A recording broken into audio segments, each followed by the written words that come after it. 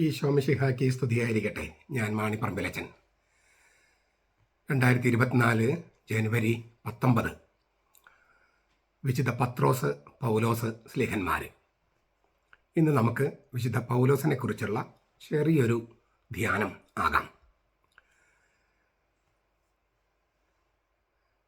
വിശുദ്ധ പൗലോസിനെ കുറിച്ച് നമുക്ക് പ്രധാനമായും രണ്ട് ഉറവിടങ്ങളാണുള്ളത്.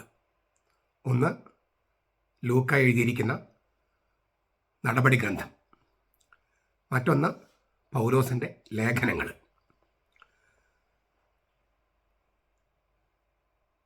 പൗലോസിനെക്കുറിച്ച്, പൗലോസിൻ്റെ ദൈവവിളിയെക്കുറിച്ച് 3 പ്രാവശ്യം നടപടി ഗ്രന്ഥത്തിൽ എഴുതപ്പെട്ടിട്ടുണ്ട്. 9-ാമത്തെ അധ്യായം, 22-ാമത്തെ അധ്യായം, 26-ാം അധ്യായം.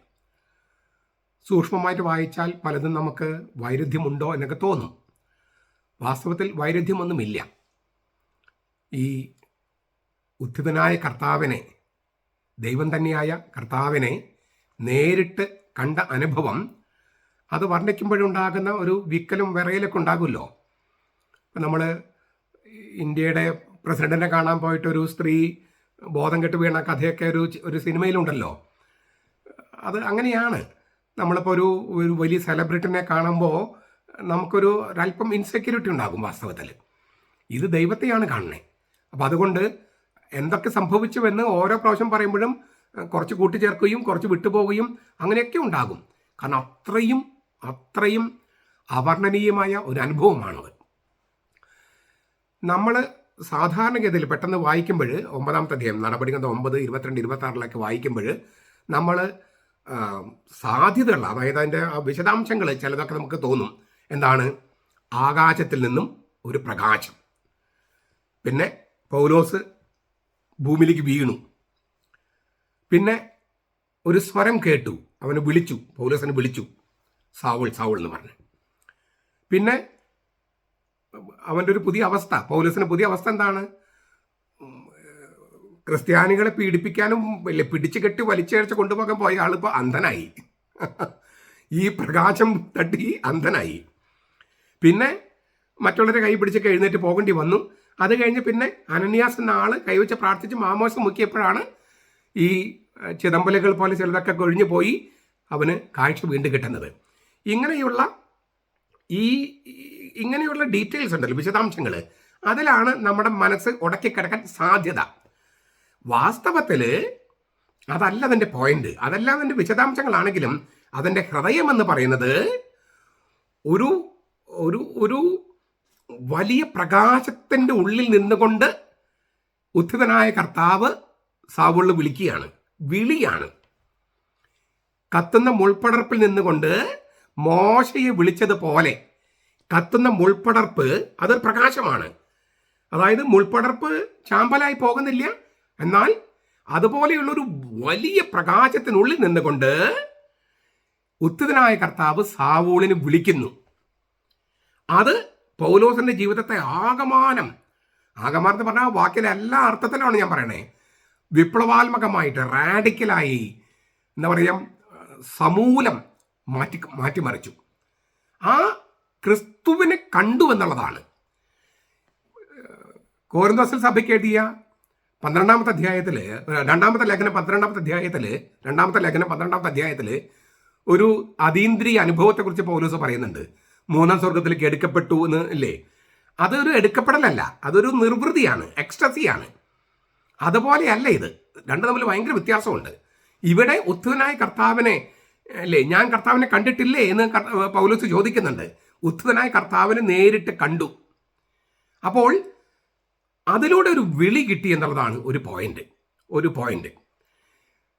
നമ്മൾ തിരിച്ചറിയേണ്ട സംഗതി, നമ്മൾ പൗലോസിന്റെ മാനസാന്തരം എന്ന് പറഞ്ഞൊരു തിരുനാളൊക്കെ ആഘോഷിക്കുന്നുണ്ട്. എന്നാൽ ജനുവരി 25-നൊക്കെ തിരുനാൾ ആഘോഷിക്കുന്നുണ്ട്. പക്ഷെ പൗലോസ് ഒരിക്കൽ പോലും മാനസാന്തരം എന്ന് പറയില്ല. മാനസാന്തരം എന്നല്ല പറയുക, എപ്പോഴും വിളി എന്നേ പറയൂ, വിളി. നമുക്കതിലേക്ക് വരാം. അപ്പം ഇതാണ് ഈ 1-ാമത്തെ ഉറവിടം. പൗലോസിനെ ഒരു പ്രകാശത്തിനുള്ളിൽ നിന്നുകൊണ്ട് ഉത്ഥിതനായ കർത്താവ് വിളിച്ചു. അതാണ്, ആ വിളിയാണ് 1-ാമത്തെ പോയിന്റ്. പൗലോസിന്റെ ലേഖനങ്ങളിൽ നമുക്ക്, കോരിന്തോസുകാർക്ക് എഴുതിയ ലേഖനത്തിൽ, 1-ാമത്തെ ലേഖനത്തിൽ 15-ാമത്തെ അധ്യായം അതിനകത്ത് പറയുന്ന ഒരു പൗലോസ് തന്നെ എന്താണ് ഈ അനുഭവം എന്ന് പറയുന്നുണ്ട്. എനിക്ക് ലഭിച്ചത് സർവപ്രധാനമായി കരുതി ഞാൻ നിങ്ങൾക്ക് ഏൽപ്പിച്ച് തന്നു. എനിക്ക് ലഭിച്ചത് സ്വയം ഞാൻ കണ്ടെത്തിയതല്ല, എനിക്ക് ലഭിച്ചത് അത് സർവപ്രധാനമായി, അതിൻ്റെ ഒരു കാര്യങ്ങളും മാറ്റം വരുത്താൻ പറ്റില്ല എനിക്ക്. അങ്ങനെ തന്നെ ഏൽപ്പിച്ചു തന്നു. എന്താണ് ഏൽപ്പിച്ചു തന്നത്? ഈ നമ്മുടെ കർത്താവിൻ്റെ ഉത്ഥാനത്തെക്കുറിച്ചും പരിശുദ്ധ കുർബാന സ്ഥാപിക്കുന്നതിനെ കുറിച്ചും ഈ 2 കാര്യങ്ങളാണ് എനിക്ക് ലഭിച്ചത്. അങ്ങനെ തന്നെ ഞാൻ ഏൽപ്പിച്ചു തന്നു എന്ന് പറയണേ. പാരമ്പര്യം, വിശുദ്ധ പാരമ്പര്യം എനിക്ക് കിട്ടി, അത് ഞാൻ നിങ്ങൾക്ക് ഏൽപ്പിച്ചു തന്നു. അതിലൊരു വാക്ക് പോലും മാറ്റം വരുത്താതെ സർവപ്രധാനമായി. ഇതുകൊണ്ടാണ് കുർബാനയിൽ നമുക്ക് മാറ്റം വരുത്താൻ കഴിയില്ല എന്നൊക്കെ നമ്മൾ പറയുന്നതിന് കാരണം, അത് വിശുദ്ധ പാരമ്പര്യം കർത്താവിൽ നിന്ന് അപ്പസ്തലന്മാർക്ക് കിട്ടി, കർത്താവിൽ നിന്ന് പൗലോസിന് കിട്ടി. അത് മാറ്റം വരുത്താൻ ഒരു പൗലോസിന് പത്രോസിന് ആർക്കും കഴിയില്ല. അങ്ങനെ ചർച്ച ചെയ്ത് ചെയ്യാൻ പറ്റുന്ന സംഗതിയല്ല ഈ വെളിപാടിലൂടെ കിട്ടുന്നത്. പോട്ടെ, അപ്പൊ ഈ ഞാൻ സർവപ്രധാനമായി കരുതി നിങ്ങൾക്ക് ഏൽപ്പിച്ചു തന്ന എന്താണ്? വിശുദ്ധ ലിഖിതങ്ങളിൽ പറഞ്ഞിട്ടുള്ളത് പോലെ ക്രിസ്തു നമ്മുടെ പാപങ്ങൾക്ക് വേണ്ടി മരിക്കുകയും അടക്കപ്പെടുകയും എഴുതപ്പെട്ടിരുന്നത് പോലെ 3-ാം ദിവസം ഉയർപ്പിക്കപ്പെടുകയും ചെയ്തു. അവൻ കേപ്പായ്ക്കും പിന്നീട് 12 പേർക്കും പ്രത്യക്ഷനായി. പത്രോസ് ഒന്നാമത് പറഞ്ഞിരിക്കുകയാണ്, കേപ്പായ്ക്കും പിന്നീട് 12 പേർക്കും പ്രത്യക്ഷനായി. അതിനുശേഷം ഒരുമിച്ച് 500-ലധികം സഹോദരന്മാർക്ക് പ്രത്യക്ഷനായി. അവരിൽ ഏതാനും പേര് മരിച്ചുപോയി, മിക്കവരും ഇന്ന് ജീവിച്ചിരിപ്പുണ്ട്. ആർക്കെങ്കിലും സംശയം പോയി അവരോട് ചോദിക്കാമെന്നാണ് ഈ പൗലോസ് പറഞ്ഞതിന്റെ സൂചന. 500-ലധികം പേർക്ക്. അപ്പൊ അതൊരു 2, 3, 10 പേരുണ്ടാക്കിയ ഒരു കെട്ടുകഥയൊന്നുമല്ല. 500-ലധികം പേർക്ക് ഒരുമിച്ച് പ്രത്യക്ഷനായി. പലരും ജീവിച്ചിരിപ്പുണ്ട്, മിക്കവരും ജീവിച്ചിരിപ്പുണ്ട്. നിങ്ങൾക്ക് വേണമെങ്കിൽ പോയി പരിശോധിക്കാമെന്നാണ് പൗലോസ് എഴുതുന്ന സമയത്ത് പറയണേ. പിന്നീട് അവൻ യാക്കോബിനും തുടർന്ന് മറ്റെല്ലാ അപ്പസ്തോലന്മാർക്കും കാണപ്പെട്ടു. ഈ 12 പേരെ കൂടാതെ ഏറ്റവും ഒടുവിൽ അകാല പ്രജ എന്നതുപോലെ എനിക്കും അവിടുന്ന് പ്രത്യക്ഷനായി. ഞാൻ അപ്പസ്തോലന്മാരിൽ ഏറ്റവും ചെറിയവൻ. 2 അർത്ഥത്തിലാണ്. ഒന്ന്, ഏറ്റവും പൊക്കം കുറവായിരുന്നു. ഈ പൗലോസ് എന്ന വാക്കിന് അങ്ങനെ ഒരു അർത്ഥം കൂടിയുണ്ട്. ചെറിയവൻ, പൊക്കം കുറഞ്ഞതാണ്. ഈ പൗലോസിനെതിരെ ഒരു ആരോപണം പണവുമായിട്ട് ബന്ധപ്പെട്ട ഒരു ആരോപണം ഉണ്ടായി. ജെറൂസലേമിൽ ഒരു അന്വേഷണ കമ്മീഷനെ വെച്ചു. ആ അന്വേഷണ കമ്മീഷൻ റിപ്പോർട്ട് കൊടുത്തപ്പോൾ അവന് ശാരീരിക സാന്നിധ്യം പ്രചോദനം നൽകുന്നതല്ല എന്ന് റിപ്പോർട്ട് കൊടുത്തിരുന്നു. 2 കോരിന്തോസ് 10:10 കാണാതെ ഈ റിപ്പോർട്ട്, എൻക്വയറി കമ്മീഷൻ റിപ്പോർട്ട് പൗലോസിനെതിരായിരുന്നു. അതിനകത്ത് പറഞ്ഞിരിക്കുന്നത് അവൻ്റെ കാണാൻ കൊള്ളില്ല, പ്രസന്റബിൾ അല്ല. അപ്പോൾ ഉയരം കുറവ്, കാണാൻ വലിയ ഭംഗിയില്ല, ലേഖനങ്ങളൊക്കെ വളരെ ഗംഭീരമാണ്, പക്ഷെ അവനെ കാണാൻ വലിയ വൃത്തിയില്ല. ഞാനിങ്ങനെ എൻ്റെ ഈ യൂട്യൂബ് ചാനലിൻ്റെ താഴെ ഇങ്ങനെ കമൻസ് വരുമല്ലോ, ഇതേതാ ഈ കരിഞ്ഞവൻ, ഇതേതാ അങ്ങനെയെല്ലാം പറഞ്ഞിട്ട് വ്യക്തിപരമായിട്ട് ആക്ഷേപിക്കുന്ന, എനിക്കറിഞ്ഞോടാ അത് എന്തൊരു മര്യാദയുള്ള സംഗതിയാണെന്ന്. ഈ MM മണി തിരുവഞ്ചി രാധാകൃഷ്ണനെ കറുത്തവനെന്ന് വിളിച്ച അതുപോലെയാണ്. 2 പേരും ഒരുപോലെ കറുത്തതാണ്, എന്നിട്ടും വിളിക്കുകയാണ്. അപ്പം നമ്മുടെ സംസ്കാരം, അതായത് എന്തുമാത്രം അധപതിച്ച സംസ്കാരമാണ് നമ്മുടെ എന്നുള്ളതാണ്. ശാരീരിക സാന്നിധ്യത്തെ എഴുത്തി കാണിക്കുക. നമ്മളാരെങ്കിലും പറഞ്ഞിട്ടാണോ നമ്മളിങ്ങനെ ജനിക്കുന്നത്? ഈ ബോഡി ഷെയ്മിങ് എന്ന് പറയുന്നതില്ലേ, നമ്മുടെ ഈ സെലിബ്രിറ്റീസ് ഒക്കെ പറയും, അത് വാസ്തവത്തിൽ അത് നമ്മൾ അതിനും മറികടക്കാൻ നമ്മൾ ശ്രമിക്കേണ്ടതുണ്ടെന്ന് എനിക്ക് തോന്നുന്നു. എനിവേ, പൗലോസിനെ കുറിച്ച് ഏതായാലും പൊക്കം കുറഞ്ഞവനാണ്, കാണാൻ ഭംഗിയില്ല എന്നൊക്കെ പുതിയ നിയമത്തിൽ സൂചനകളുണ്ട്. 2 കോരിന്തോസ് 10:10 ഇപ്പം ഇവിടെ പറഞ്ഞല്ലോ, ഞാൻ അപ്പസ്തോലന്മാരിൽ ഏറ്റവും ചെറിയവനാണ്. അതായത് എല്ലാ അർത്ഥത്തിലും പൊക്കം കുറവാണ്, പിന്നെ മറ്റ് അർത്ഥത്തിൽ ഞാൻ നിസ്സാരം തന്നെയാണെന്ന അർത്ഥം കൂടി ആയിരിക്കാം. ഏതായാലും ദൈവത്തിന്റെ സഭയെ പീഡിപ്പിച്ച നിമിത്തം അപ്പസ്തോലന്റെ നാമത്തിന് ഞാൻ അയോഗ്യനാണ്. ഞാൻ എന്തായിരിക്കുന്നുവോ അത് ദൈവകൃപയാലാണ്. എൻ്റെ മേൽ ദൈവം ചൊരിഞ്ഞ കൃപ നിർഫലമായി പോയിട്ടില്ല. നേരെ മറിച്ച് മറ്റെല്ലാവരെയും അധികം ഞാൻ അധ്വാനിച്ചു. എന്നാൽ ഞാനല്ല, എന്നിലുള്ള ദൈവകൃപയാണ് അധ്വാനിച്ചത്. അതുകൊണ്ട് ഞാനോ അവരോ, കേപ്പ 12 പേര്, യാക്കോബ് 500-ലധികം പേര്, അപ്പസ്തോലന്മാര്, ഞാനോ അവരോ ആര് തന്നെയായാലും ഇതാണ് ഞങ്ങൾ പ്രസംഗിക്കുന്നതും നിങ്ങൾ വിശ്വസിച്ചതും. എന്താണ്? യേശുവിൻ്റെ ഉത്ഥാനം. അപ്പൊ അവരും ഞാനും ഒരേ കാര്യമാണ് പ്രസംഗിക്കുന്നത്. സഭയോട് ചേർന്നാണ് ഞാൻ ചെയ്യണത് എന്നുള്ളതാണ് പോയിന്റ്. ഇവിടെ ഈ വിളി, അതായത് എനിക്ക് ക്രിസ്തു പ്രത്യക്ഷപ്പെട്ടു, ആ നടപടി ഗ്രന്ഥത്തിൽ പറഞ്ഞല്ലോ, പ്രകാശത്തിൽ നിന്നുകൊണ്ട് കർത്താവ് പൗലോസിനോട് സംസാരിച്ചു, അവന് പ്രത്യക്ഷപ്പെട്ടു. ആ പോയിന്റാണ് ഇവിടെയും പറയുന്നത്. അകാല പ്രജ എന്ന പോലെ അവിടുന്ന് എനിക്കും പ്രത്യക്ഷപ്പെട്ടു. ഇതേ കാര്യം തന്നെ വേറൊരു തരത്തില് ഗലാത്യ ലേഖനത്തില് പൗലോസ് പറയുന്നുണ്ട്. ഗലാത്യ ലേഖനം 1-ാമത്തെ അധ്യായത്തില് 11 മുതൽ വാക്യങ്ങള്. സഹോദരൻ, ഞാൻ പ്രസംഗിച്ച സുവിശേഷം മാനുഷികമല്ല എന്ന് ഞാൻ നിങ്ങൾ അറിയിക്കുന്നു. എന്നാൽ മനുഷ്യനിൽ നിന്നല്ല ഞാനത് സ്വീകരിച്ചത്, ആരും അതെന്നെ പഠിപ്പിച്ചതുമല്ല. യേശുക്രിസ്തുവിന്റെ വെളിപാടിലൂടെയാണ് എനിക്കത് ലഭിച്ചത്. വെളിപാട്, ഈ വെളിപാടിനെ കുറിച്ചും നമുക്ക് ഒരല്പം ചിന്തിക്കാം ഒരല്പം കഴിഞ്ഞ്. മുൻപ് യഹൂദ മതത്തിൽ ആയിരുന്നപ്പോഴത്തെ എൻ്റെ ജീവിതത്തെപ്പറ്റി നിങ്ങൾ കേട്ടിട്ടുണ്ടല്ലോ. ഞാൻ ദൈവത്തിന്റെ സഭയെ കഠിനമായി പീഡിപ്പിക്കുകയും അതിനെ ഉന്മൂലനം ചെയ്യാൻ ശ്രമിക്കുകയും ചെയ്തു. നടന്നില്ല, ശ്രമിച്ചു. എൻ്റെ വംശത്തിൽപ്പെട്ട സമപ്രായക്കാരായ അനേകരെക്കാൾ യഹൂദ മതകാര്യങ്ങളിൽ ഞാൻ മുൻപന്തിയിലായിരുന്നു. എൻ്റെ പിതാക്കന്മാരുടെ പാരമ്പര്യങ്ങളിൽ അത്യധികം തീക്ഷ്ണമതിയുമായിരുന്നു. എന്നാൽ ഞാൻ അമ്മയുടെ ഉദരത്തിലായിരിക്കുമ്പോൾ തന്നെ ദൈവം എന്നെ പ്രത്യേകം തെരഞ്ഞെടുത്തു. അമ്മയുടെ ഉദരത്തിലായിരിക്കുമ്പോൾ തന്നെ. മനസ്സിലായോ? ഈ ശിശുമാമോദിസ എതിർക്കുന്നവർ ഇതും കൂടി ഒന്ന് വായിച്ചോളൂ കേട്ടോ. അമ്മയുടെ ഉദരത്തിലായിരിക്കുമ്പോൾ തന്നെ ദൈവം എന്നെ പ്രത്യേകം തെരഞ്ഞെടുത്തു. തന്റെ കൃപയാൽ അവിടെ തന്നെ വിളിച്ചു. അത് അവിടുത്തെ പുത്രനെ പറ്റി വിജാതിരുടെ ഇടയിൽ പ്രസംഗിക്കാൻ അവനെ എനിക്ക് വെളിപ്പെടുത്തി തരേണ്ടതിനാണ്. ഞാൻ ഒരു മനുഷ്യന്റെയും ഉപദേശം തേടാൻ നിന്നില്ല. എനിക്കും അപ്പസ്തലന്മാരായവരെ കാണാൻ ഞാൻ ജെറുസലേമിലേക്ക് ഇമ്മീഡിയറ്റ് പോയതുമില്ല. മറിച്ച് ഞാൻ അറേബ്യയിലേക്ക് പോവുകയും ദമാസ്കിലേക്ക് തിരിച്ചു വരികയും ചെയ്തു. 3 വർഷത്തിന് ശേഷം കേപ്പായെ കാണാൻ ഞാൻ ജെറുസലേമിലേക്ക് പോയി. അവനോടത്ത് 15 ദിവസം താമസിച്ചു. കർത്താവിന്റെ സഹോദരനായ യാക്കോബിനെ അല്ലാതെ അപ്പസ്തലന്മാരെ മറ്റാരെയും ഞാൻ കണ്ടില്ല.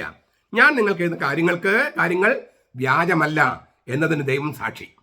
അപ്പോൾ ഇമ്മീഡിയറ്റ് ജെറുസലേമിലേക്ക് പോയില്ല. അറേബ്യയിൽ പോയി 3 വർഷം കഠിനമായ തപസ്സും പ്രായശ്ചിത്തെല്ലാം കഴിഞ്ഞു. പിന്നെ ദമാസ്ക് തിരിച്ചു വന്നു. 3 വർഷത്തിന് ശേഷമാണ് ജെറുസലേമിൽ പോയി കേപ്പായെ കണ്ടു. അവന്റെ കൂടെ 15 ദിവസം താമസിച്ചു.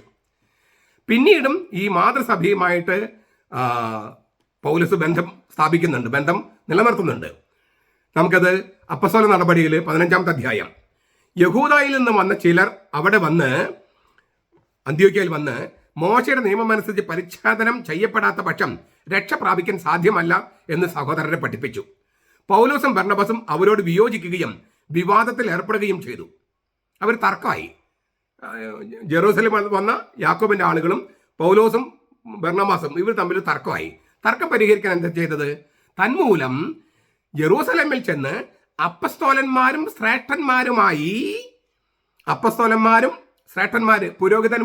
പുരോഹിതന്മാരുമായി ഈ പ്രശ്നം ചർച്ച ചെയ്യാൻ പൗലോസും ബർന്നബാസും അവരുടെ കൂട്ടത്തിൽപ്പെട്ട മറ്റു ചിലരും നിയോഗിക്കപ്പെട്ടു. സഭ നിയോഗിക്കുകയാണ് പൗലോസിനെയും ബർന്നബാസിനെയും പിന്നെ മറ്റു ചിലരെയും. ജെറൂസലേമിൽ പോയി പത്രോസ്, യോഹന്നാൻ, യാക്കോബ് എന്നുള്ളവരുമായിട്ട് ചർച്ച ചെയ്ത് ഈ പ്രശ്നം പരിഹരിക്കാൻ. അതായത് മാതൃസഭയുമായി ബന്ധപ്പെട്ടേ പറ്റുന്നതാണ്. കരിസ്മ വെച്ച് നോക്കുകയാണെങ്കിൽ, സിദ്ധിയെ വെച്ച് നോക്കുകയാണെങ്കിൽ പൗലോസിന് സ്വന്തമായിട്ട് ഒരു പെന്തക്കോസ്ത് ദൈവസഭ തുടങ്ങാമായിരുന്നു, ഒരു ബ്രദറൻ സഭ തുടങ്ങാമായിരുന്നു, ഒരു പ്രൊട്ടസ്റ്റന്റ് സഭ തുടങ്ങാമായിരുന്നു. ഈ മാർട്ടിൻ ലൂതറേക്കാളും ഈ പെന്തക്കോസ്ത് പൊട്ടിമുളച്ച അവരെക്കാളൊക്കെ എത്രയോ സിദ്ധി ഉണ്ടായിരുന്നു പൗലോസിന്. പൗലോസ് അങ്ങനെ സ്വതന്ത്ര സഭ ഉണ്ടാക്കിയില്ല. കത്തോലിക്ക സഭ തെറ്റാണെന്ന് പറഞ്ഞിട്ടും പത്രോസ് പാപിയാന്ന് പറഞ്ഞിട്ടും പൗലോസ് അങ്ങനെ ചെയ്തില്ല. മറിച്ച് വെളിപാടെല്ലാം കിട്ടിയെങ്കിലും മാതൃസഭയുമായി എപ്പോഴും ബന്ധപ്പെട്ടുകൊണ്ടേ ചെയ്തത്, എല്ലാ പ്രവൃത്തിയും ചെയ്തത്. അതേസമയം പത്രോസുമായിട്ട് തർക്കിക്കുന്നുണ്ട്. ഗലാത്യ ലേഖനം 2-ാമത്തെ അധ്യായം 11 മുതൽ 14 വരെ വാക്യങ്ങൾ ഇല്ലേ, മുഖത്ത് നോക്കി ഞാൻ സംസാരിച്ചെന്നൊക്കെ പറയുന്നുണ്ട്. അങ്ങനെ എന്താ പറയുക, തർക്കമൊക്കെ ഉണ്ടായിട്ടുണ്ട്. പക്ഷെ മാതൃസഭയുമായിട്ട് ബന്ധപ്പെട്ടുകൊണ്ടേ പൗലോസ് പ്രവർത്തിച്ചിട്ടുള്ളൂ. മാത്രമല്ല മാതൃസഭയിൽ വളരെയധികം പേര് ദരിദ്രനെന്ന് കണ്ടപ്പോൾ ഗലാത്തിയായാലും കോരിന്തോസിലൊക്കെ പണം പിരിച്ച് അവിടെ കൊണ്ടുപോയി കൊടുത്തിട്ടുണ്ട്. ഞാൻ അത് പറഞ്ഞു വന്നത്, ഒരാൾക്കൊരു അല്പം സിദ്ധി കിട്ടുമ്പോഴോ ഒരു വചനം മനസ്സിലായി കഴിയുമ്പോഴോ കത്തോലിക് സഭയിൽ നിന്ന് വേറിട്ട് പോകുക, എന്നിട്ട് സ്വതന്ത്ര സഭ ഉണ്ടാക്കുക, എന്നിട്ട് ഈ വചനം എനിക്ക് മാത്രമേ മനസ്സിലായിട്ടുള്ളൂ, അതുകൊണ്ട് emperor Emmanuel, spirit in Jesus, പിന്നെ ബോൺ അഗെയിൻ, പെന്തക്കോസ്ത്, ദൈവസഭ, ബ്രദറൻ, ഇങ്ങനെ പറഞ്ഞിട്ട് 100,000 സംഗതികൾ. ഇവരൊക്കെ തന്നെയും തിരുവചനങ്ങൾക്കെതിരെയാണ് പ്രവർത്തിക്കുന്നത്. നിങ്ങളുടെ വെളിപാടും നിങ്ങളുടെ സിദ്ധികളൊക്കെ അംഗീകരിക്കുന്നു. പക്ഷെ മാതൃസഭയുമായി ബന്ധപ്പെട്ടേ പൗലോസ് നിൽക്കുള്ളൂ. പൗലോസിനെ മനസ്സിലാക്കുന്നവരും തിരുവചനം മനസ്സിലാക്കുന്നവരും അങ്ങനെ നിൽക്കൂ. അത് തിരുസഭയിലെ എല്ലാ കാര്യവും ഭംഗിയായി നടക്കുന്നത് കൊണ്ടോ അവിടെ പ്രശ്നങ്ങളില്ലാത്തത് കൊണ്ടോ അല്ല. ധാരാളം പ്രശ്നങ്ങളുണ്ട്. എന്നാലും കർത്താവ് അവരുടെ കൂടെയാണ്. അവരുടെ കൂടെ ആയിരിക്കാൻ വേണ്ടി കുർബാന സ്ഥാപിക്കുകയും ചെയ്തു. അവരുടെ കൂടെയാണ്, പാപികളാണെങ്കിലും അവരുടെ കൂടെയാണ്. ആ കർത്താവിന്റെ തീരുമാനത്തിലാണ് കത്തോലിക്ക സഭയുടെ ഈ വിശുദ്ധി ഇരിക്കുന്നത്. പരിശുദ്ധനായവൻ സഭയുടെ ഉള്ളിലാണ്, സഭയ്ക്കുള്ളിലാണ്. സഭയുടെ കൂടെ ആയിരിക്കാൻ അവൻ തീരുമാനിച്ചു. ആ തീരുമാനത്തിലാണ് വിശുദ്ധി ഇരിക്കണേ. പരിശുദ്ധനായവന്റെ സാന്നിധ്യത്തിലാണ് സഭയുടെ പരിശുദ്ധി ഇരിക്കണേ. അല്ലാതെ അവിടെയുള്ള ആളുകളെല്ലാം പരിശുദ്ധരായതുകൊണ്ടല്ല. ചുരുക്കത്തില് പൗലോസിന്റെ മാതൃക നമ്മൾ പിന്തുടരുമ്പോൾ സൂക്ഷിക്കേണ്ട പ്രധാനപ്പെട്ട സംഗതിയാണ് മാതൃസഭയുമായിട്ട്, കത്തോലിക്ക സഭയുമായിട്ട് ബന്ധപ്പെട്ട് നിൽക്കുക. കത്തോലിക്ക സഭ എന്നുള്ള വാക്ക് ഉപയോഗിച്ചത് പ്രോട്ടസ്റ്റന്റ് സഭ കത്തോലിക്ക സഭ വേറിട്ട് പോയപ്പോഴല്ല, ആദിമ നൂറ്റാണ്ടുകളിലാണ്. അന്ത്യോക്യയിൽ ഇഗ്നേഷ്യസ് അല്ലേ കത്തോലിക്ക സഭ എന്ന വാക്ക് ഉപയോഗിച്ചത്. കാതോലിക്കം എന്ന് വെച്ചാൽ യൂണിവേഴ്സൽ, സാർവലൗകികം, എല്ലാ ലോകത്തുമുള്ളത്, സാർവജനീനം, എല്ലാ ജനങ്ങളിലും ഉള്ളത്. അതാണ് കത്തോലിക്ക സഭ. അതാണ് ഈ പൗലോസിന്റെ പ്രധാനപ്പെട്ട ഒരു പൗലോസിനെ പറ്റി ധ്യാനിക്കുമ്പോൾ ചിന്തിക്കേണ്ട കാര്യം. ഞാൻ നേരത്തെ പറഞ്ഞ വെളിപാടിലേക്ക് വരാം. എനിക്ക് ഒരു വെളിപാടിലൂടെയാണ് കിട്ടിയത് പറയുന്നത്. വെളിപാട്, സ്വർഗത്തിൽ നിന്നുള്ള വെളിപാട്. എന്തുകൊണ്ടാണ് എനിക്ക് മാനസാന്തരം ഉണ്ടായി എന്ന് പറയാത്തേ? പൗലോസ് ഒരിക്കലും മാനസാന്തരം എന്ന് വാക്ക് ഉപയോഗിക്കുന്നില്ല. ഞാൻ ആദ്യം പറഞ്ഞതാണ് ഇതേക്കുറിച്ച് നമുക്ക് ചർച്ച ചെയ്യാമെന്ന്. കാരണം എന്താണ്? പൗലോസ് ധ്യാനിച്ച്, പിന്നെ ചിന്തിച്ച്, തത്വശാസ്ത്രം പഠിച്ച്, അങ്ങനെ തൻ്റെ ഈഗോയിൽ നിന്ന് സ്വയം മാറിയ ഒരു മാനസാന്തരമായിരുന്നില്ല പൗലോസിൻ്റെത്. മറിച്ച് വെളിപാടാണ്. വെളിപാട് എന്ന് പറഞ്ഞാൽ അപ്പോകലിപ്റ്റോ എന്ന് പറഞ്ഞാൽ എന്താ പറയുക? ഈ ഒരു തുണി കൊണ്ട് മൂടി വയ്ക്കുക, ശീലയിട്ട് മറച്ചു വയ്ക്കുക. കലിപ്റ്റോ. എന്ന് പറഞ്ഞാൽ എടുക്കുക. ഈ ശീല ഇങ്ങനെ എടുത്ത് മാറ്റുക. അതിനാണ് അപ്പോകലിപ്സ് എന്ന് പറയുക. രണ്ട് കാര്യങ്ങൾ മറക്കപ്പെട്ടിരിക്കുന്നു. എന്താണ്? സ്വർഗത്തിലെ രഹസ്യങ്ങൾ. അപ്പൊ ദൈവം ആ ശീലെടുത്ത് മാറ്റുന്നു, രഹസ്യങ്ങളെ മറച്ചിരിക്കുന്ന ശീലെടുത്ത് മാറ്റുന്നു. അതാണ് വെളിപാടിന്റെ ഒന്നാമത്തെ വശം. നമ്മുടെ മനസ്സിലെ അജ്ഞത കൊണ്ട് മറച്ചിരിക്കുകയാണ്. അജ്ഞത കൊണ്ട് നമ്മൾ ആ അജ്ഞതയുടെ ശീല എടുത്തു മാറ്റാൻ പരിശുദ്ധാത്മാവിനെ അനുവദിക്കുക. ഇത് നമ്മൾ തുറന്ന ഹൃദയം, സരളത എന്നൊക്കെ പറയും, ഓപ്പൺനെസ്. അതായത് അജ്ഞതയുടെ തിരശീല അതെടുത്ത് മാറ്റാൻ, ആ ശീല നെടുകെ കീറിക്കളയാൻ പരിശുദ്ധാത്മാവിനെ അനുവദിക്കുക. അപ്പോൾ നമ്മൾ റെസ്പോണ്ട് ചെയ്യാന്നൊക്കെ പറയും. വാസ്തവത്തിൽ നമ്മൾ ഈ പരിശുദ്ധാത്മ നമ്മൾ പ്രവർത്തിക്കാൻ വേണ്ടി തുറന്ന ഹൃദയത്തോടെ കേൾക്കണം. നിങ്ങൾ ശ്രദ്ധിച്ചു കാണും, നമ്മളിപ്പോൾ ഇതല്ല എത്ര തിരുവചനങ്ങൾ അനുസരിച്ച് പറഞ്ഞാലും സഭയെ എതിർക്കാനുള്ളവരും സഭയിൽ നിന്ന് വിട്ടുപോയവരും അതിൽ കുറ്റം കണ്ടെത്തുള്ളൂ. എന്നിട്ട് അവർ ഉത്തരം മുട്ടുമ്പം അവർ മിണ്ടാണ്ട് പോകും. എന്നാൽ മാനസാന്തരപ്പെടുകയല്ല ചെയ്യണേ. എന്താ കാരണം? ഹൃദയം തുറന്നിട്ടില്ല. എതിർക്കാൻ വേണ്ടിയാണ് വന്നിരിക്കുന്നത്. നമ്മൾ പറഞ്ഞ വചനങ്ങൾ കഴിഞ്ഞ് വാക്ക് മുട്ടിക്കഴിഞ്ഞാൽ പിന്നെ അവിടുന്ന് എഴുന്നേറ്റ് പോയി, കമന്റ്സ് ഇല്ല, എഴുന്നേറ്റ് പോയി. പിന്നെ എന്നാ മാനസാന്തരപ്പെടാം, ഈ പറഞ്ഞ വചനം ശരിയാണല്ലോ, മാനസാന്തരപ്പെടുന്നുണ്ടോ? ഇല്ല. എന്തുകൊണ്ട് മാനസാന്തരപ്പെടാത്തതിന് കാരണം അവർ എതിർക്കാൻ വേണ്ടിയാണ് വന്നിരിക്കുന്നത്. ഹൃദയം തുറന്നിട്ടല്ല. ഫരിസയർ യേശുവിനെ കേട്ട രീതിയിലാണ് കേൾക്കുന്നത്. ഞാൻ തിരുവചനങ്ങൾ വെച്ച് മാത്രമാണ് സംസാരിക്കണേ, തിരുവചനങ്ങൾ മാത്രം. ഒരു പക്ഷേ ആഴത്തിലേക്ക് പോകാനുള്ള മനസ്സ് അല്ലെങ്കിൽ അവർക്ക് കഴിവില്ലായിരിക്കാം, അല്ലെങ്കിൽ മനസ്സില്ലായിരിക്കാം, ഏതെങ്കിലും ആവട്ടെ. ഈ അജ്ഞതയുടെ ശീല എടുത്ത് മാറ്റാൻ പരിശുദ്ധാത്മാവിനെ അനുവദിക്കണം. അതിനെയാണ് തുറന്ന ഹൃദയം. ഹൃദയകാഠിന്യം പാടില്ല. ഹൃദയം കഠിനമാക്കരുത്. ഹൃദയം കഠിനമാക്കിയാൽ കണ്ടിട്ടും കാണില്ല, കേട്ടിട്ടും കേൾക്കില്ല, മനസ്സ് തിരിഞ്ഞ് നിങ്ങൾ രക്ഷ പ്രാപിക്കില്ല എന്ന് യെശയ്യാ പ്രവാചകൻ പറഞ്ഞത് 4 സുവിശേഷങ്ങളിലും എഴുതിയിട്ടുണ്ട്. കർത്താവ് അത് പല പ്രാവശ്യം പറഞ്ഞിട്ടുണ്ടെന്നർത്ഥം. ചുരുക്കത്തില് വെളിപാടെന്ന് പറഞ്ഞാൽ ദൈവം വെളിപ്പെടുത്തുന്നു, ഇല്ലേ? ദൈവം ഈ രഹസ്യങ്ങളുടെ ശീല എടുത്തു മാറ്റുന്നു. അജ്ഞതയുടെ തിരശീല എടുത്തു മാറ്റാൻ പരിശുദ്ധാത്മാവിനെ ഞാൻ അനുവദിക്കുന്നു, തുറന്ന ഹൃദയത്തോടെ കേൾക്കുന്നു. അപ്പോഴാണ് ഒരു വെളിപാട് ഉണ്ടാകുക എന്ന് പറയണേ വാക്ക്. പക്ഷെ അതിനേക്കാൾ ആഴമുണ്ട് അതിന്. പത്രോസ് എങ്ങനെയാണ് സ്ലീഹയായത്? ശിഷ്യനിൽ നിന്നും സ്ലീഹയായത് എങ്ങനെയാണ്? അപ്പസ്തലനായത് എങ്ങനെയാണ്? മാംസരക്തങ്ങളല്ല, എൻ്റെ സ്വർഗസ്ഥനായ പിതാവാണ് നിനക്കത് വെളിപ്പെടുത്തിയത്. വെളിപാടാണ്. മാംസരക്തങ്ങളല്ല, എൻ്റെ സ്വർഗസ്ഥനായ പിതാവാണ് നിനക്കത് വെളിപ്പെടുത്തിയത്. പത്രോസിനെ ശിഷ്യത്വത്തിലേക്ക് വിളിച്ചത് യേശുക്രിസ്തുവാണ്. പക്ഷെ വെളിപാടിലൂടെ അവനെ അപ്പസ്തോലനും സഭ സ്ഥാപിക്കേണ്ട പാറയുമാക്കി മാറ്റിയത് ദൈവത്തിന്റെ വെളിപാടാണ്. നീ പത്രോസാണ്, നീ കേപ്പയാണ്, നീ പാറയാണ്. ഈ കേപ്പമേൽ ഞാൻ എൻ്റെ പള്ളി പണിയും, ഈ പാറമേൽ ഞാൻ എൻ്റെ പള്ളി പണിയും. കാരണം എന്താണ്? ദൈവം നിനക്ക് വെളിപാട് നൽകിയിരിക്കുന്നു. ആ വെളിപാടിനോട് പത്രോസ് പ്രസാദാത്മകമായി പ്രതികരിച്ചത് കൊണ്ടാണ് അവനെ പാറയാക്കി കർത്താവ് രൂപാന്തരപ്പെടുത്തുന്നത്. യേശുക്രിസ്തു ദൈവം സ്വയമേവ പാറയാണ്. പത്രോസ് സ്വയമേവ പാറയല്ല, വെളിപാടിലൂടെ പത്രോസിനെ പാറയാക്കി രൂപാന്തരപ്പെടുത്തുകയാണ്. മനസ്സിലായി? പാറയായ ദൈവം, പാറയായ യേശു പത്രോസിനെ വെളിപാടിലൂടെ പാറയാക്കി രൂപാന്തരപ്പെടുത്തുകയാണ്.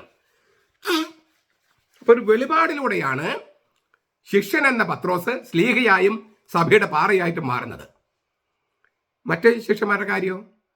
ഇത് ഞാനിപ്പോൾ ഈ പത്രോസിന്റെ കാര്യം പറഞ്ഞ മത്തായിയുടെ സുവിശേഷം 16-ാമത്തെ അധ്യായം 11-ാമത്തെ അധ്യായം 25-ാമത്തെ വാക്യം മുതൽ, പിതാവേ ഞാൻ നിന്നെ സ്തുതിക്കുന്നു, കാരണം ഇക്കാര്യങ്ങൾ ബുദ്ധിമാന്മാരിൽ നിന്നും വിവേകിൽ നിന്നും മറച്ചു വെച്ച് ശിശുക്കൾക്ക് നീ വെളിപ്പെടുത്തി. വെളിപാടാണ്. ശിഷ്യന്മാര് അപ്പസ്തോലന്മാരാകുന്നത് വെളിപാടിലൂടെയാണ്. അതേ വെളിപാട് തന്നെയാണ് പൗലോസ് പറഞ്ഞ എനിക്കുണ്ടായി. ഈ പത്രോസിനുണ്ടായ വെളിപാട്, മറ്റ് ശിഷ്യന്മാര് അപ്പസ്തോലന്മാരായ ആ വെളിപാട്, അതേ വെളിപാട് എനിക്ക് കിട്ടി. തീർന്നില്ല പൗലോസിന്റെ അവകാശവാദം. ഒന്നുകൂടിയുണ്ട്. അമ്മയുടെ ഉദരത്തിൽ ഉരുവാകുന്നതിന് മുൻപേ, ഈ തിരുവചനം എവിടെയാണ് നമ്മൾ പഴയ നിയമത്തിൽ കാണുന്നത്? ജെറമിയയുടെ പുസ്തകത്തിലും യെശയ്യായുടെ പുസ്തകത്തിലും. ജെറമിയ പ്രവാചകനെ പോലെ, യെശയ്യാ പ്രവാചകനെ പോലെ അമ്മയുടെ ഗർഭപാത്രത്തിൽ വെച്ച് മാറ്റി നിർത്തപ്പെട്ടവനാണ് പൗലോസ്. അമ്മയുടെ ഗർഭപാത്രത്തിൽ വെച്ച്, സ്നാപക യോഹന്നാനെ പോലെ ഗർഭപാത്രത്തിൽ വെച്ച്, ജനിച്ചിട്ട് പോലും ഇല്ല, അപ്പോഴേ തെരഞ്ഞെടുത്തു. നിങ്ങൾ എന്നെ തെരഞ്ഞെടുക്കുകയല്ല, ഞാൻ നിങ്ങളെ തെരഞ്ഞെടുക്കുകയാണ്. ഇതാണ് ശിശുമാമോദിസയ്ക്ക് നമ്മൾ കാണുന്ന ന്യായം. പല ന്യായങ്ങളുണ്ട്, ഒരുപാട് ന്യായങ്ങളുണ്ട്. ഞാൻ പലതും നിങ്ങളോട് പറഞ്ഞിട്ടുണ്ട്. അമ്മയുടെ ഗർഭപാത്രത്തിൽ വെച്ചാണ് പരിശുദ്ധാത്മാവിനെ പൂരിതനായത് സ്നാപക യോഹന്നാൻ. അപ്പോൾ അവൻ ജനിച്ച് പ്രായപൂർത്തിയായിട്ട് അവൻ തെരഞ്ഞെടുത്തതാണോ യേശു ക്രിസ്തുവിനെ മിശിഹായിട്ട്? ഈ അമ്മയുടെ ഗർഭപാത്രത്തിൽ വെച്ച് എന്നെ മാറ്റി നിർത്തി എന്ന് പൗലോസ് പറയുന്നു. പ്രായപൂർത്തിയായപ്പോൾ അവൻ തെരഞ്ഞെടുത്തതാണോ? അങ്ങനെയാണെങ്കിൽ മാനസാന്തരം ഉപയോഗിച്ചെന്നെ, വെളിപാടെന്ന് പറയില്ല. അതിനാൽ വെളിപാടാണ് പൗലോസിന്. ഈ വെളിപാട് വളരെ പ്രധാനപ്പെട്ടതാണ്. എന്താ കാര്യം? 2-3 കാര്യങ്ങളുണ്ട്. എന്നോട് പലരും ചോദിക്കാറുണ്ട്, തനിക്ക് എന്തിൻ്റെ കുഴപ്പമാണ്? ബാങ്കിൽ നിന്ന് ലോൺ എടുത്തായിട്ട് പുസ്തകങ്ങൾ ഇറക്കുക, ബൈബിൾ ഇറക്കുക, 100ഓളം പുസ്തകങ്ങൾ ഇറക്കിയിട്ടുണ്ട്. ഇത് കത്തോലിക്കരുടെ ഇടയിൽ പ്രത്യേകിച്ചും വായനശീലം വളരെ കുറവാണ്. വായിക്കരുതെന്നാണ് പഠിപ്പിക്കുന്നത് പോലും പലരും. വായന ഇല്ലെങ്കിൽ മനസ്സ് മരിച്ചു. പിന്നെ മനസ്സ് മോർച്ചറി വെച്ച പോലെയാ. നാറ്റം, ശവത്തിന്റെ നാറ്റം മാത്രമേ വരുള്ളൂ. 10-16 കൊല്ലം പഠിച്ചിട്ടില്ലേ, പിന്നെ എന്തിനാ പഠിക്കണമെന്ന് ചോദിക്കണേ. നമ്മൾ നല്ല പുസ്തകങ്ങളെല്ലാം വായിക്കാൻ പറഞ്ഞു കഴിഞ്ഞാൽ പെന്തക്കോസ്ത് ദൈവസഭക്കാർ പറയും അമിതമായ വായന നല്ലതല്ലെന്ന് പറയും. കാരണം അറിവുണ്ടായ അവർക്ക് പ്രശ്നമാണ്. ചുരുക്കത്തില് എല്ലാ ദിവസവും വായിക്കുകയും ധ്യാനിക്കുകയും പ്രാർത്ഥിക്കുകയും വേണം. അങ്ങനെയാണ് വേണ്ടത് വാസ്തവത്തിൽ. അങ്ങനെ വായിക്കുമ്പോഴൊക്കെയും ഈ തുറന്ന ഹൃദയത്തോടെ വായിക്കുമ്പോഴാണ് വെളിപാടുണ്ടാവുക. അത് വളരെ പ്രധാനപ്പെട്ട ഒരു സംഗതിയാണ്. ഞാൻ പറഞ്ഞു വരുന്നത്, ഈ വെളിപാടിന്, ദൈവത്തിന്റെ വെളിപാടിന് നമ്മൾ തുറന്നു കൊടുക്കേണ്ടതുണ്ട്. തുറന്നു കൊടുക്കുന്നത് ഈ തിരുവചനം വായിക്കുക, തിരുവചനങ്ങളെക്കുറിച്ച് വ്യാഖ്യാനിക്കാതെ ഞങ്ങൾക്ക് എങ്ങനെ മനസ്സിലാകും എന്നാണ് എത്യോപ്യയിലെ രാജ്ഞിയുടെ ധനകാര്യ വകുപ്പ് മന്ത്രി ഫിലിപ്പോസിനോട് ചോദിച്ചത്. വ്യാഖ്യാനം വേണം. അത് ഈ ഓറൽ വ്യാഖ്യാനം മാത്രമല്ല, എഴുതപ്പെട്ട വ്യാഖ്യാനം. അത് വായിച്ച് നോട്ടെടുക്കുക. അപ്പോഴാണ്, അങ്ങനെ വരുമ്പോൾ ഒരു ധ്യാനമാണത്, ഒരു വെളിപാടിനുള്ള ഒരുക്കമാണ് തുറന്ന ഹൃദയത്തിലേക്ക്. ഇങ്ങനെയുള്ള ഒരു വെളിപാട് കിട്ടിയാൽ, ഞാൻ പറഞ്ഞല്ലോ, എന്നോട് ചോദിക്കുകയാണ്, താൻ എന്തിനാണ് ഇതൊക്കെ ചെയ്യുന്നത്? സഭയ്ക്ക് വേണമെങ്കിൽ താൻ എന്തിനാ ചെയ്യുന്നത്? അങ്ങനെ സഭയിലെ ആരെങ്കിലും ഒരാളാണോ എനിക്ക് ദൈവവിളി തന്നേ? സുപ്പീരിയർ അച്ഛനോ പ്രൊവിൻഷ്യൽ അച്ഛനോ മെത്രാനച്ഛനോ ആണോ എനിക്ക് ദൈവവിളി തന്നേ? അല്ല, ദൈവമാണ്. അപ്പൊ ആ ദൈവത്തോടാണ് നമ്മുടെ പ്രതിബദ്ധത. അതാണ് പൗലോസ് പറയുന്നത്, മാനുഷിക അധികാരമോ മാനുഷികമായ neither from human commission nor by human authority. മാനുഷികമായ അധികാരികളോ മാനുഷികമായ കമ്മീഷനോ അല്ല. ഗലാത്യലേഖനം 1:1 ഞാൻ പറയണേ, ഞാൻ അപ്പസ്തലനായിരിക്കുന്ന അങ്ങനെയൊന്നും അല്ല.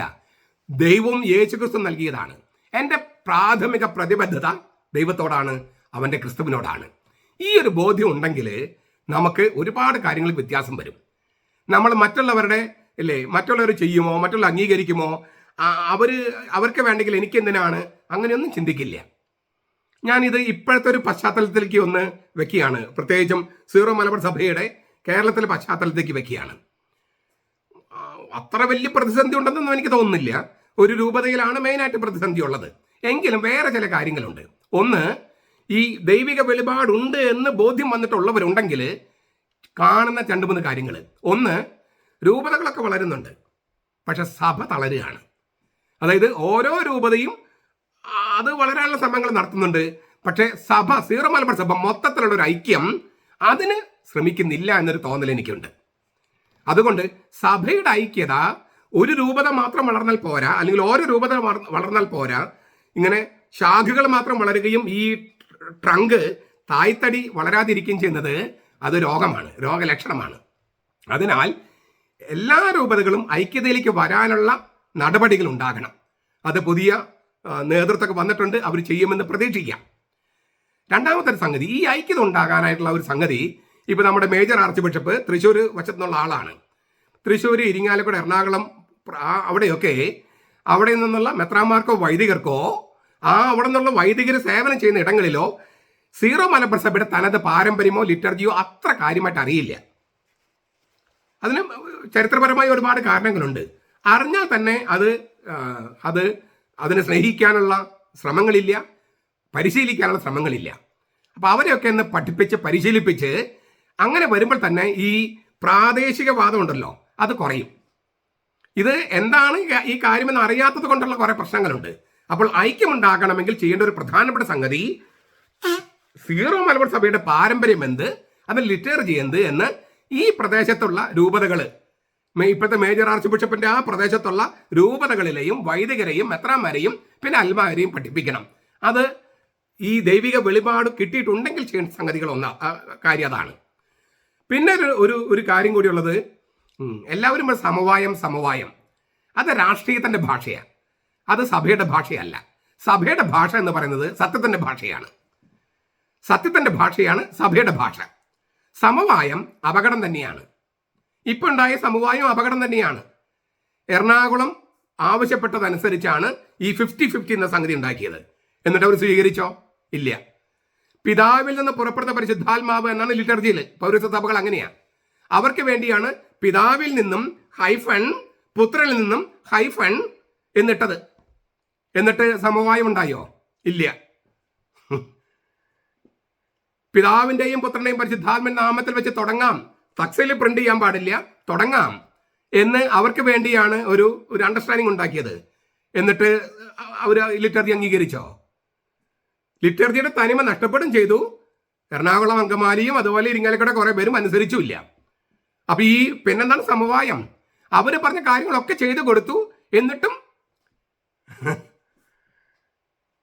അത് രാഷ്ട്രീയത്തിന്റെ ഭാഷ സഭയ്ക്ക് കൊള്ളൂല്ല. ഇപ്പൊ നമുക്ക് അറിയാം, ഇപ്പോ ഈ ശ്രീരാമനെ കുറിച്ച് എന്തെങ്കിലും പറഞ്ഞാൽ ഹിന്ദുക്കളുമായിട്ടല്ല അതിനെ കൂട്ടിയിണക്കണേ, BJPയുമായിട്ടാണ്. അതുകൊണ്ട് ശ്രീരാമനെ കുറിച്ചോ ശ്രീകൃഷ്ണനെ കുറിച്ചോ ആര് പറഞ്ഞാലും ഉടനെ BJP ആയി, സംഘിയായി. എന്താ പ്രശ്നം? അവർ രാഷ്ട്രീയത്തെയും വിശ്വാസത്തെയും കൂട്ടിക്കെട്ടി. അത് ഭയങ്കര അപകട. കുറെ നാൾ കഴിയുമ്പോൾ ആ വിശ്വാസം ക്ഷയിച്ചു പോകും. കാരണം ഈ ഗെയിം ഓഫ് ദ ഓപ്പർച്യൂണിറ്റി, അവസരവാദത്തിന്റെ കളിയാണ് ഈ രാഷ്ട്രീയം. എവിടെയാണോ ഭരണം കിട്ടുക അവിടേക്ക് ചാടുക എന്നുള്ളതാണ്. അത് കുറെ കഴിയുമ്പോൾ വിശ്വാസത്തെ ബലഹീനമാക്കും. മറ്റേത് മതങ്ങൾക്കും അങ്ങനെ സംഭവിക്കാം. രാഷ്ട്രീയവുമായിട്ട് മതത്തെ കൂട്ടിക്കെട്ടിയാൽ, വിശ്വാസത്തെ കൂട്ടിക്കെട്ടിയാൽ ആ വിശ്വാസം ക്ഷയിച്ചു പോകും. ഇത് ക്രിസ്ത്യാനികൾക്കും സംഭവിക്കാൻ സാധ്യതയുള്ളതാണ്. ഈ ദൈവിക വെളിപാട് കിട്ടിയ പൗലോസ് എന്താ ചെയ്തത്? സഭകളെ മോണിറ്റർ ചെയ്തുകൊണ്ടിരുന്നു. എഫെസസിലെ പ്രശ്നം അവിടെ മോണിറ്റർ ചെയ്തു, കോരിന്തോസിലെ പ്രശ്നം മോണിറ്റർ ചെയ്തു, ഗലാത്തിയയിലെ പ്രശ്നം മോണിറ്റർ ചെയ്തു, റോമായിലെ പ്രശ്നം മോണിറ്റർ ചെയ്തു. മോണിറ്ററിങ്. ഞാൻ വടിയുമായിട്ട് വരണോ എന്നൊക്കെ പൗലോസ് ചോദിക്കുന്നുണ്ട്. ഞാൻ വടിയായിട്ട് വരണോ? ചിലപ്പോൾ വടിയായിട്ട് വരേണ്ടി വരും. മോണിറ്റർ ചെയ്യണം. വെളിപാട് കിട്ടിയിട്ടുള്ള മനുഷ്യനാണെങ്കിൽ ആ വെളിപാടിനോടും വിശ്വാസത്തോടും ചേർന്ന് പോകാത്ത കാര്യങ്ങൾ ഉണ്ടെങ്കിൽ വടിയുമായിട്ട് വരണം, മോണിറ്റർ ചെയ്യണം. എന്തുമാത്രം പാഷാണ്ഡതകളാണ് നമ്മുടെ ധ്യാന കേന്ദ്രങ്ങൾ നടക്കണേ, എന്തുമാത്രം പാഠാണ്ഡതകളാണ് ഈ സ്വയം പ്രേരിത പ്രാർത്ഥന ചൊല്ലുന്നവർ ചൊല്ലുന്നത്? വേദവിപരീതമാണ്. ഈ ബൈബിളിലും സഭാപിതാക്കന്മാരിലും അടിത്തറയിട്ട പ്രിന്റ് ചെയ്ത പ്രാർത്ഥന ഹൃദയസ്ഥമാക്കി വായിച്ച് അല്ലേ അത് ചൊല്ലണമെങ്കിൽ എളിമ വേണം. ഈ സഭാപിതാക്കന്മാരെക്കാൾ വേദപാരംഗതന്മാരെക്കാൾ പൗലോസിനേക്കാൾ അറിവില്ലേ എനിക്ക് എന്ന് വിചാരിക്കുന്നവരാണ് ഈ അച്ചടിച്ച പ്രാർത്ഥനകൾ അത് സ്വന്തമായിട്ട് ചൊല്ലാൻ, അതായത് എന്താ പറയുക, നമ്മുടേതാക്കി ചൊല്ലാൻ അതിനുള്ള എളിമയില്ലാതെ പോകുന്നത്. എന്തുമാത്രം വേദവിപരീതം, അബദ്ധങ്ങൾ, പാഠാണ്ഡതകളാണ് ഈ സ്വയം പ്രേരിത പ്രാർത്ഥനകളിൽ കാണുന്നത്.